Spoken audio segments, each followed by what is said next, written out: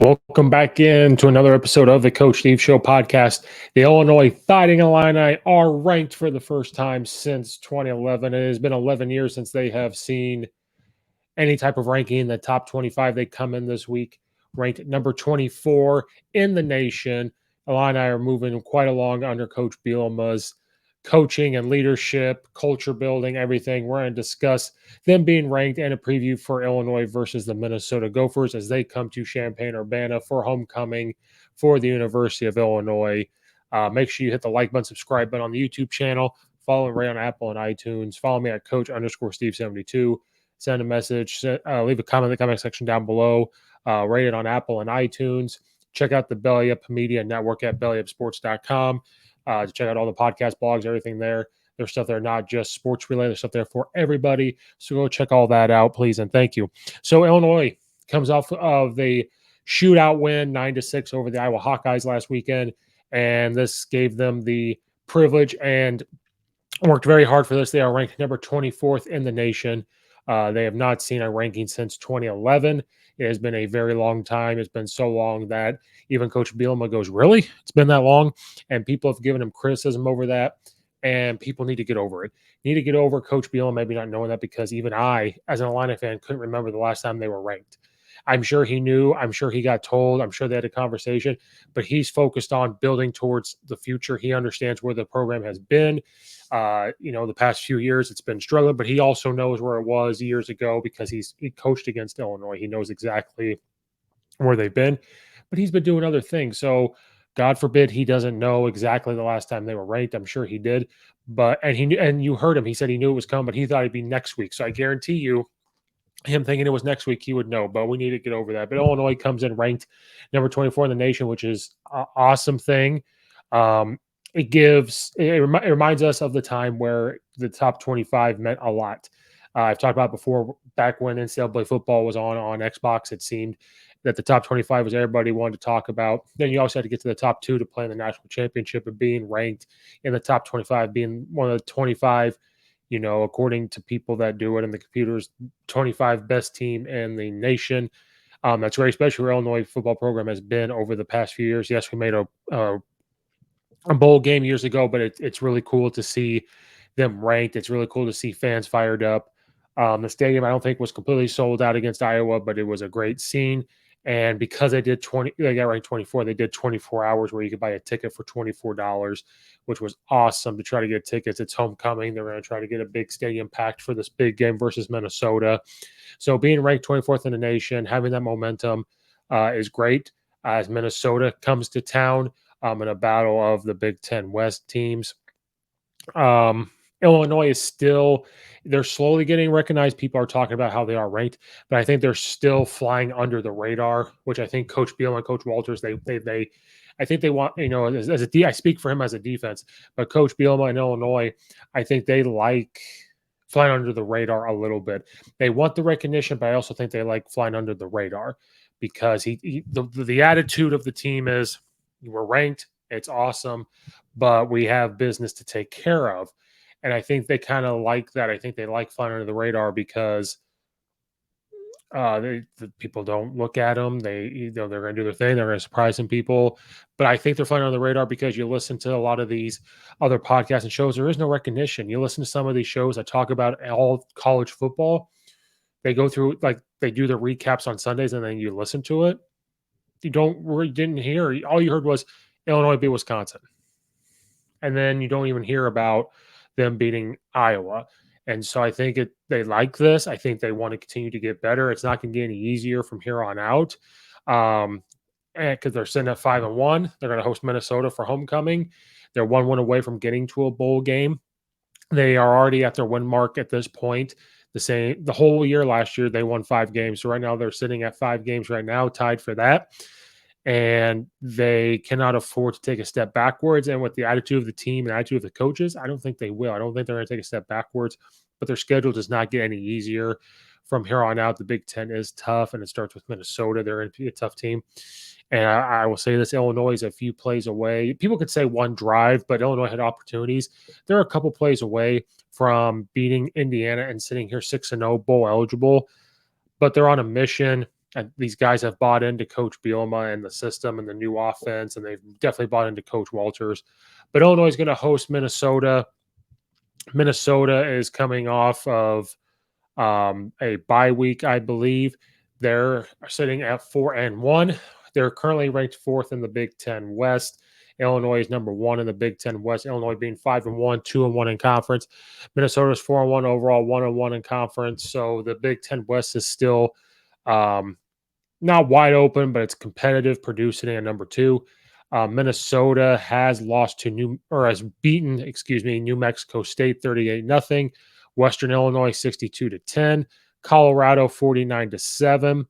Then they went to Michigan State, their first road game of the year, and won 34-7. Then their last game was versus Purdue, which they lost 20-10. So Illinois is going to be hosting Minnesota. Couple keys to this. The over-under right now, Minnesota is the favorite, -6.5. The over-under for the game is 39. Minnesota is a very tough team, and they've gone through these waves where they come out and they're amazing. The one year where they won 10, 11 games, I believe, and then the COVID year, Illinois even beat them. And then last year, they had a subpar season in their mind where they felt like they should have won more games. Coach PJ Fleck has done a good job there. Last year, Illinois got the better of Minnesota in a tough game. 14-6 win for the Illinois Fighting Illini last season. Minnesota got wins last year over Miami of Ohio, Colorado, Purdue, Nebraska, Maryland, Northwestern, Indiana, and Wisconsin. And then they won their bowl game versus West Virginia. So this is a sneaky good team. They are just a tough team. During that COVID year, Illinois got the win over them 41-14. And Minnesota, got the win 41-14. And Illinois got them when Coach Bielema showed up. I apologize. But Minnesota beat Illinois, Purdue, and Nebraska that year. So they just kind of go up and down in these waves a little bit of they're going to be really good or they're not. Last year, I don't think Minnesota was quite prepared for Illinois. This year, it's going to be different. They understand what Coach Bielema is doing there. PJ Fleck, the coach there, is going to get them well prepared. So this is not going to be an easy game for the Illini, but they are used to this now, it's a tough stretch, having to play Wisconsin, who I don't care what you say, if they're struggling, when they're struggling, not struggling, it's a tough team to play, hard-hitting team, and able to beat them was fantastic. Then to play Iowa, even though they don't have a very good offense, is still a very tough team. And Illinois is heading into this game before their bye week. And then after their bye week, it does not get any easier. The stats for Minnesota are very, very good. They're scoring 38.6 points per game. They only give up 8.8 points per game. So they have a tough, stingy defense from their stat-wise from their schedule so far. They'll get 495 yards a game, 250 through the air, 245 on the ground. They give up 222 yards per game, 140 passing yards, 81 yards on the ground. Illinois, we already know their stats. If you're an Illini fan, but we're going to go through it right now. They score 26 points per game. I think that average went down because of scoring 9.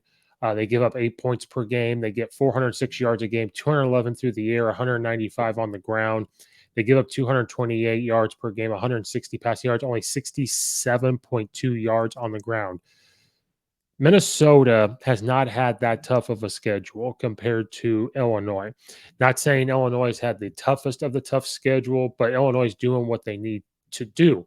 Illinois has played Wyoming, Indiana, Virginia, Chattanooga, Wisconsin, Iowa. They have beaten 2 of the Big Ten. I don't know if you want to call them Blue Bloods, but they've beaten the Blue Bloods.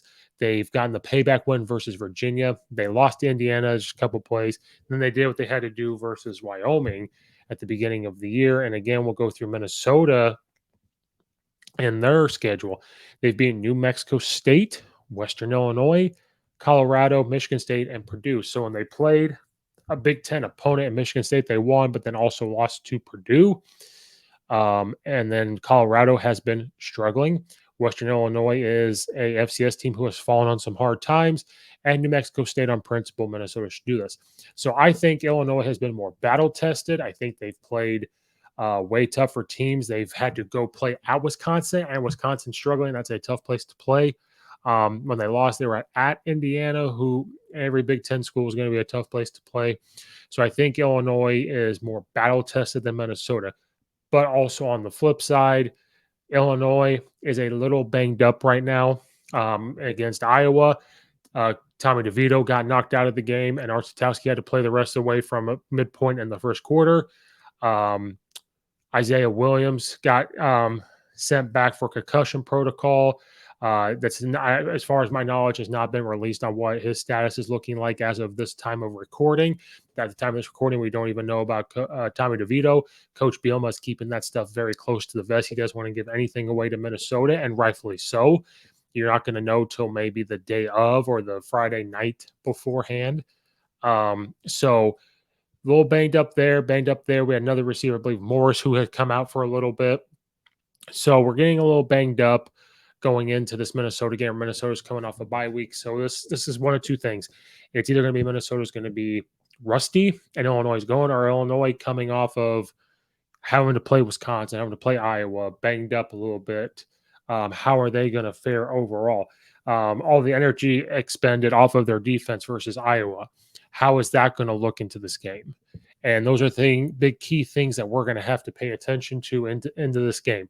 It's 11 a.m. Central Time kickoff, homecoming, so other stuff's going to be going on. But I like the focus of the team. I like the focus of the coaches. I like the messages that Coach Bielema is sending out. Listen to his post conference on Saturday. Listen to his press conference. I believe it was on Monday.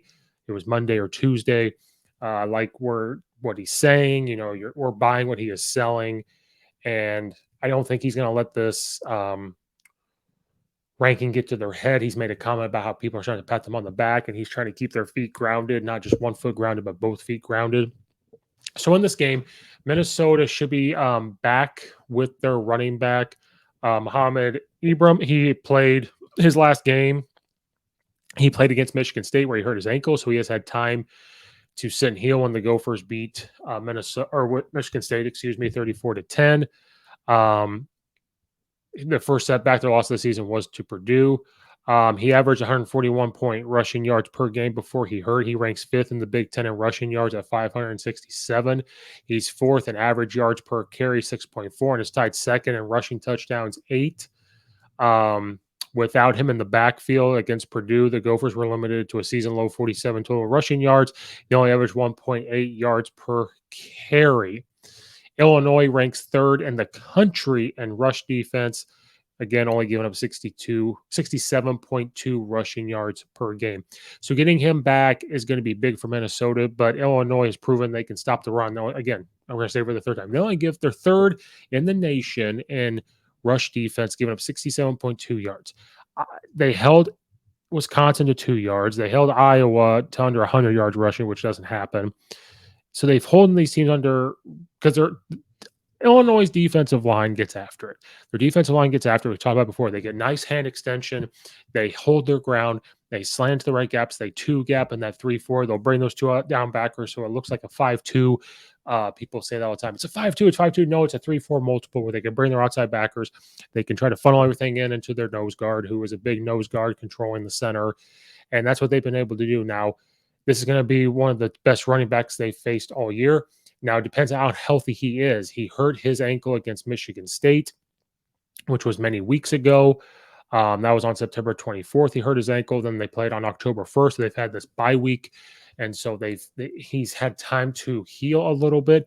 But it's going to be curious to see how that ankle holds up. And if it does hold up, Illinois is going to have their work cut out for them, having to try to tackle him. And again, he averaged 141 rush yards per game himself. He and Chase Brown are probably one of the best running backs in the Big Ten. So Illinois is really going to have to focus on tackling and stopping the run game. And I think they're just going to have to bite the bullet and just make the decision on if they're going to beat us, it has to be through the air. Their quarterback, Morgan, has thrown for 7 touchdowns, but also thrown for 4 interceptions. He's thrown 1,143 yards. He's 79 of 112. Again, they do get 250 yards through the air as well, but that's because of their great run game. Again, they average 245 yards on the ground. So with that great run game, it does open up their talented receivers. And they do have a stingy defense, only giving up the 8.8 points per game. So defensively for Illinois, it's simple. They're just going to do their thing. They focus on stopping that guy run, test him out a little bit. But our corners and safeties have played much better. I know they gave up a lot of yards to Iowa, but I think you're okay saying this tight end is going to catch passes. We really have to make sure they don't get some type of run game going. And Illinois is going to do just that. There's a nice calming to Illinois' defense, and that comes from Coach Walters. Watch him on the sideline. Again, he doesn't have a play sheet. So I think they're really going to have to focus on that, stopping the run up front. Calvin Avery, he's done very well at the nose tackle position. Right head up the center is really holding on to his gap. Randolph does cause a lot of havoc. Newton, and they contain very well, so I think that's really going to be big in the run game. Seth Coleman, the outside linebacker, made a lot of noise last week, and they rotate pretty well. They get some of these backups in. Sidney Brown, one of the leaders of that defense, is playing very well. He'll come down and hit people. So I think in the run game, they're okay having these guys come down and make tackles. They're very good at bumping them receivers off the line of scrimmage. And if they can cause pressure like they did versus Iowa, it'd be a long day for them. So the defense, we'll just see. I hope they're not too worn out from the game against Iowa. But again, credit to the strength and conditioning staff, because that defense was on the field a ton and able to continue to play at a high level. I think they're going to do again. I think they're hungry. I think they know if they just leave everything onto the field and they have another bye week. And that's why Brett Bielema talked about that's why he likes to schedule it the way it was, where they had the week 0. They could play some games, get a bye week, get through that tough stretch, bye week. Then they can start playing like Nebraska, who is, I think, is struggling still. Michigan State's struggling. And then they got Purdue, which is a tough one. Michigan's going to be a very tough one. Northwestern is struggling right now. So he likes that. So for the defense, they just got to continue to do their thing, but they really have to make sure with Minnesota's running back coming back that they stop the run game. The D-line continues to do their thing with great technique, great push of the line, and slanting in the right direction with a lot of the linebackers. They do a good job of keeping the offensive line off the linebackers, and that's what they continue to do on defense. Offense is going to be – defense, as great as they are, offense for some reason always becomes the main topic, but it's the main topic right now because of who is injured. If Tommy DeVito cannot play in this game – now, Coach Bielema said the injuries that Illinois had, they're not catastrophic, they're not season-ending or anything, but he's not sure. And he said this Sunday and Saturday night that he doesn't know if it's likely that these guys are going to play on Saturday. Just all depends. He got asked on Monday, do you see predict Art Statowski's going to start the game? And he goes, good try, and laughed and smiled. And I like the back and forth with the media. I like his relationship with the media.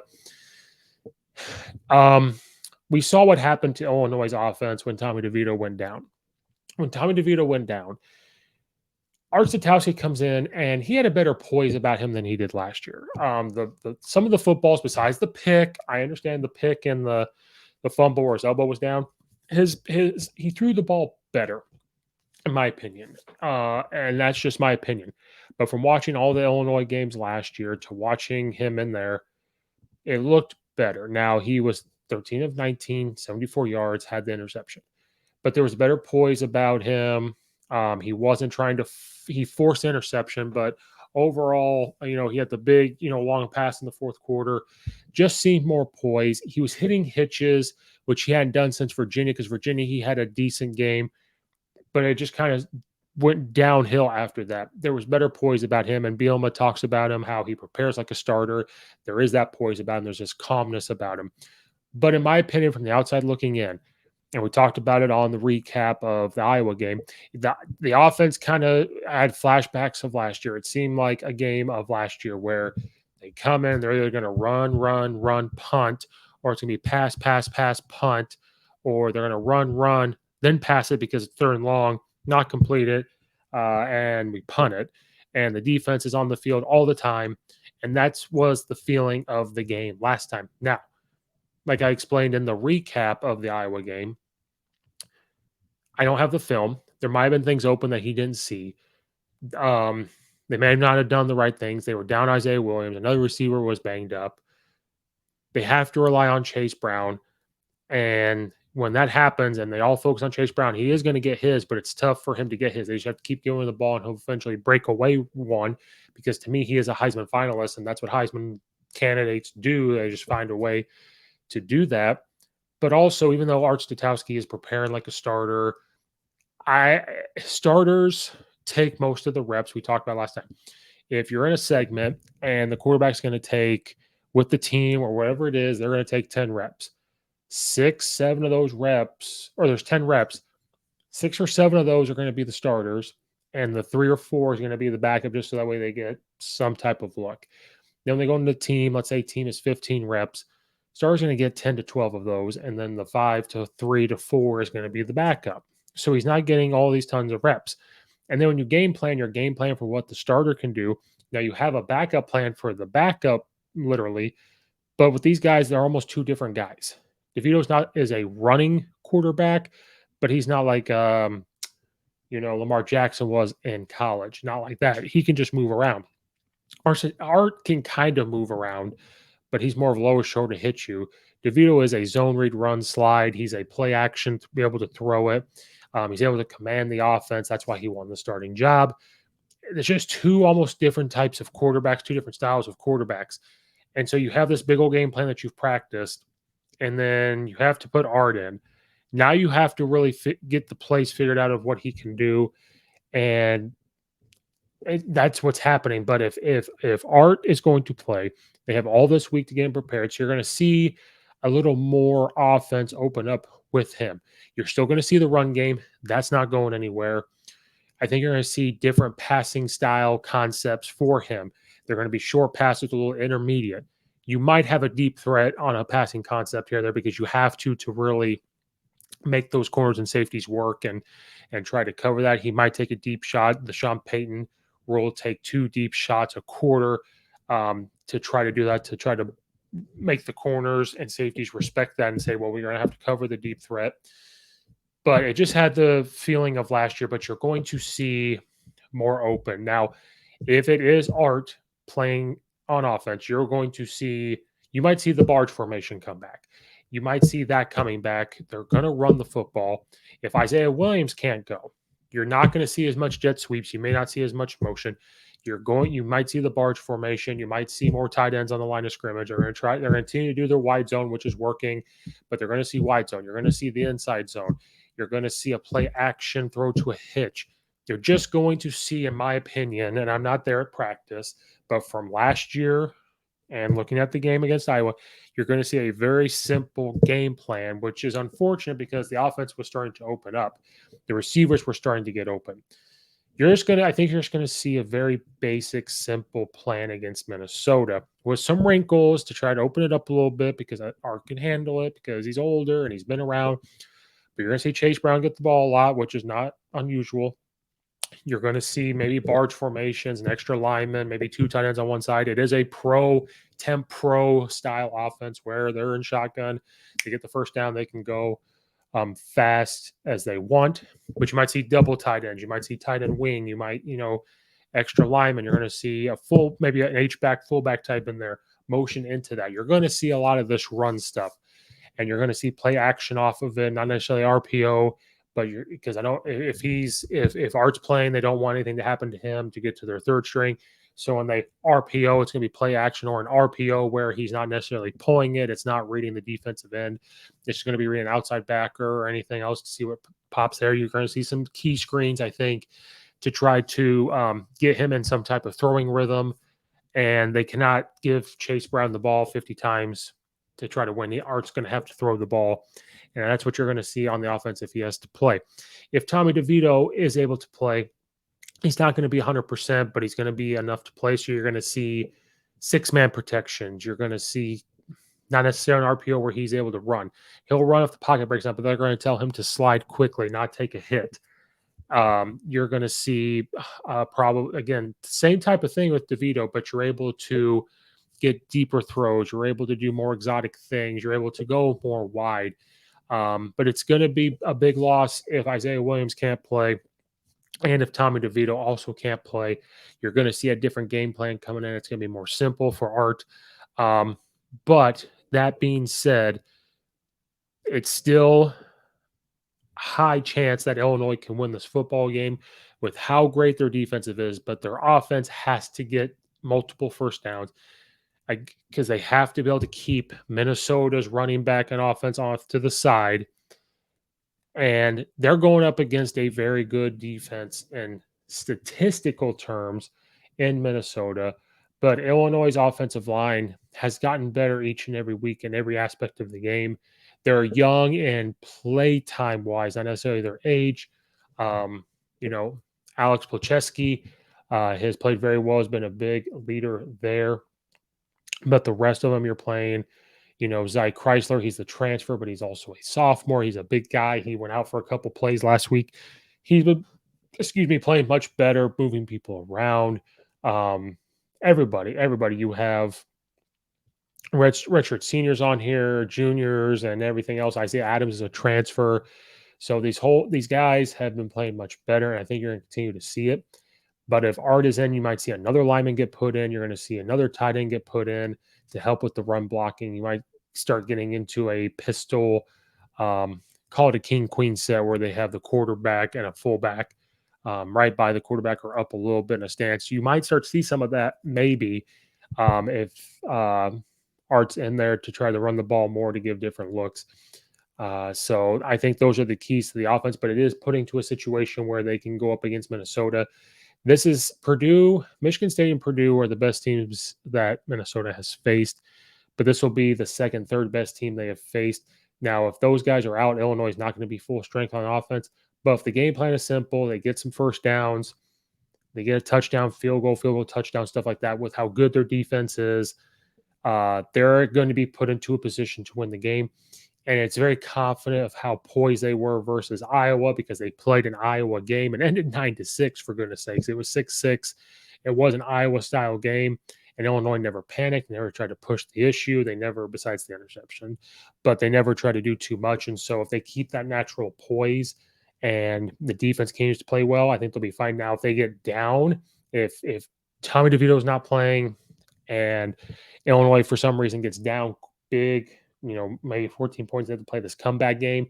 There's going to be that poise about him that you're not going to worry about. But then you start to fear of if it is Art, are they going to be able to march down the field and score?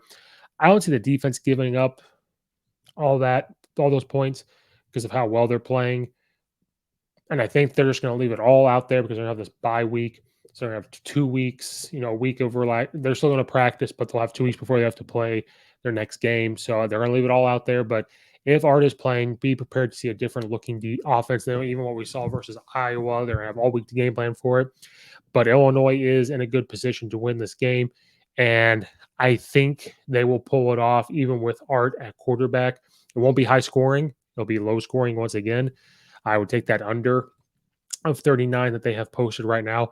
But Illinois can pull off this win even with Art at quarterback. I think that the coaching staff is a good coaching staff to put them into that situation and put them in there to win. So watch out for Illinois to get that win against Minnesota and go 6-1 and be bowl eligible for the first time in even 2019 when they went to the Red Box Bowl in California, but they'll be bowl eligible.